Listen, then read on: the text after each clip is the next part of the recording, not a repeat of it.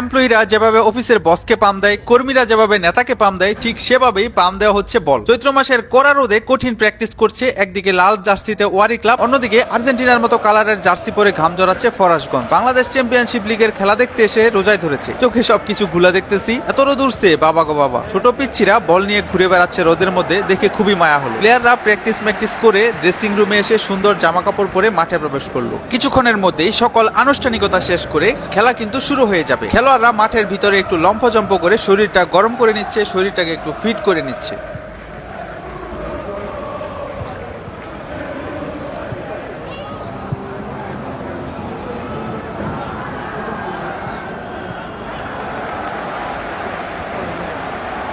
শহীদ বরকত stadium, সব ধরনের প্রস্তুতি শেষ, শুরু হয়ে গেল আরো একটা জমজমাট লড়াই। লালের সাথে আকাশি দলের লড়াই হচ্ছে আজ।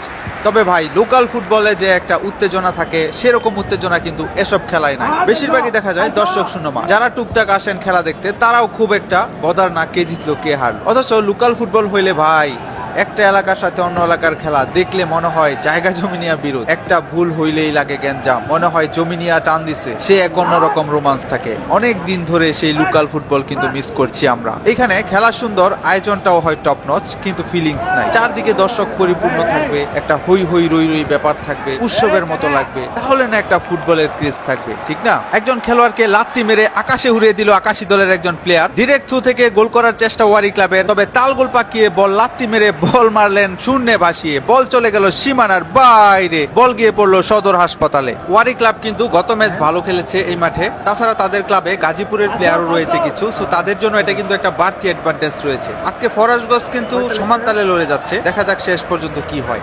দেশে কিন্তু বহুত বছর পর একটা ফুটবলের জোয়ার বইছে, সবার ফোকাস এখন শুধুই ফুটবলের দিকে। এদিকে বাংলাদেশ ফুটবল টিম কিন্তু আবার খেলতে যাচ্ছে ইন্ডিয়াতে। হামজা চৌধুরী যোগ দিয়েছে দলের সাথে। মাঝখানে ফাহমুদুলকে নিয়ে যদিও একটু কন্ট্রোভার্সি হয়েছে, তবে দিন শেষে আমরা চাই ভালো একটা রেজাল্ট হোক ইন্ডিয়ার সাথে। ফাহমিদুলের বিষয়টা না হয় পরেই আলোচনা করা যাবে। ফাহমিদুল কেমন খেলে তা যেহেতু আমরা নিজের চোখে দেখি নাই, তাই আমরা কমেন্ট করতে পারছি না আসলে কি হয়েছিল তাদের মধ্যে ঘটনাটা কোচের সাথে। তবে আমার মতে দলের সাথে রাখা যেত তাকে। দলের সাথে রাখলে হয়তোবা দলের এনভায়রনমেন্টটা সে বুঝতে পারতো, তাহলে ব্যাপারটা এমন বাজে হইতো না, বা এরকম আন্দোলন করা লাগতো না। যাই হোক, আরেকটা মজার ঘটনা বলি ভাই, এই যে খেলা দেখতে আইসা মাঝে মধ্যে কিন্তু আপনাদেরকে দর্শক গ্যালারিটাও দেখাই। তো হঠাৎ করে গ্যালারিতে মাঝে মধ্যে আপু সমাজ চলে আসে, সেটা কিন্তু মানে খেয়াল করি না বা ইচ্ছা করে না, কারণ 500 মানুষের মধ্যে 2 জন মনচিপার মধ্যে বসে আছে, সেটা তো ভাই দেখা বা ওই জায়গা থেকে রিমুভ করা সম্ভব হয় না। পরে নাকি তাদের এটা নিয়ে বিরাট ঝামেলা হয়ে যায় বাসায় ভাই। কারণ আমি তো কাউরে স্পেসিফিক ভাবে ফোকাস করি না, ঠিক না? এখন গ্যালারিতে আপনারা বসে থাকেন, খেলা দেখেন, আমি কি তাহলে গ্যালারিতে দেখাবো না ভাই বলে? এই সমস্যার জন্য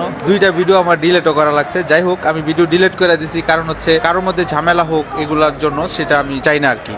তবে আপনারা যারা খেলা দেখতে আসেন তারা অবশ্যই সতর্ক থাকবেন, কারণ যেহেতু এটা পাবলিক প্রপার্টি ভাই। কারণ স্টেডিয়াম কর্তৃপক্ষ ফুল কিন্তু অ্যাক্সেস দিয়ে রাখছে, স্টেডিয়াম ভিডিও করা যাবে, কোনো সমস্যা নাই। তো আমরা তো ওই যে মাঝে মধ্যে একটু গ্যালারিতে দেখাই, কারণ শুধু খেলা দেখাইলে আপনারাও একটু বোরিং হয়ে যেতে পারেন, শুধু লাত্তি দেখতেছি। তো এই জন্য একটু বিনোদনের জন্য কিন্তু আমরা দর্শকদের অ্যাক্টিভিটি গুলো তুলে ধরার চেষ্টা করি। খেলার সময় কিন্তু দর্শকদের একটা অন্যরকম উত্তেজনা থাকে, খেলোয়াড়দের মধ্যে একটা টেনশন থাকে, সাসপেন্স থাকে, এগুলা দেখতে কিন্তু ভিজুয়ালি খুবই সুন্দর লাগে। গল্পে গল্পে খেলা কিন্তু এগিয়েছে অনেক দূর, তবে এখনো কোনো গোলের দেখা আমরা পাই নাই। একটা সুন্দর কর্নার কিক ছিল ওয়ারি ক্লাবের পক্ষে, তবে এক হাতে 700 কেজি ওজনের এক ঘুষি মেরে এ যাত্রায় কিন্তু গোল বাঁচালেন ফরাশগঞ্জের গোলরক্ষক। ফরাশগঞ্জের 11 নম্বর বল নিয়ে ছুটে চলেছেন, কাউন্টার অ্যাটাক, গল্লির গতিতে এগিয়ে চলছেন, ধপাস করে পড়ে গিয়ে কয়েকটা পোল্টি খেলেন মধ্য মাঠে। ফরাশগঞ্জের দেখা দেখি ওয়ারি ক্লাবেরও একজন পোল্টি খেলেন মাঠের মধ্যে, আরো একজন শুয়ে রয়েছেন মাঠের মধ্যে। সবাই শুধু পোল্টি খাচ্ছেন, মাঠের মধ্যে শুয়ে পড়ছেন, একটু পর পর বুঝতে পারতেছি না কি হচ্ছে মাঠের মধ্যে। তবে এইখানে মনে হচ্ছে একটু ট্র্যাজেডি হচ্ছে, কারণ সে নিজেই ওয়ারি ক্লাবের একজনকে লাত্তি মেরে ফেলে দিয়ে নিজে আবার শুয়ে রয়েছেন, কারণ সে হলুদ কার্ড পাবে বলে। এবং রেফারিও কিন্তু নাচের বন্ধা দাঁড়িয়ে রয়েছে, এবং অবশেষে হলুদ কার্ড দেখিয়েই কিন্তু তাকে শোয়া থেকে উঠাইতে বাধ্য করেছে।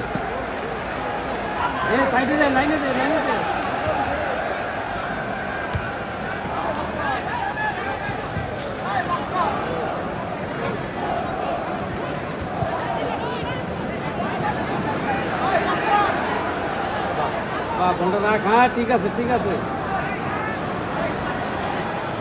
ওই দেখ বল ক্লিয়ার করতে গিয়ে দুল উড়িয়ে ফেলতেছে। সুন্দর একটা থ্রুইন ছিল কিন্তু মাথায় লাগাতে পারলো না। মাথায় লাগাতে পারলো, তবে মাথায় লাগালো কিন্তু ফরাসগঞ্জ, গোল কিন্তু করতে পারলো না। এবং সুন্দরভাবে আরো একটি শট ছিল, গোলকিপার একদম স্বাচ্ছন্দ্যে বলটিকে গোলের মধ্যে নিয়ে নিলেন। আবারও কিন্তু অ্যাটাকে যাচ্ছে ফরাসগঞ্জ, কিন্তু সরাসরি গোলরক্ষকের হাতে বল। কাকে দিবেন? ডান দিকে বাড়িয়ে মেরেছেন, কর্নার কিক ছিল ওয়ারি ক্লাবের, সুন্দর করে কিন্তু লুফে নিয়ে একদম সুন্দর একটা গ্রিপ ছিল ফরাসগঞ্জের গোলরক্ষকের। গোলরক্ষকগুলো কিন্তু ভালোই, সুন্দর একটি সেট পিস পাচ্ছে এখন। 5 নাম্বার সেট পিস মারছেন ফরাসগঞ্জের মাঝমাঠ থেকে।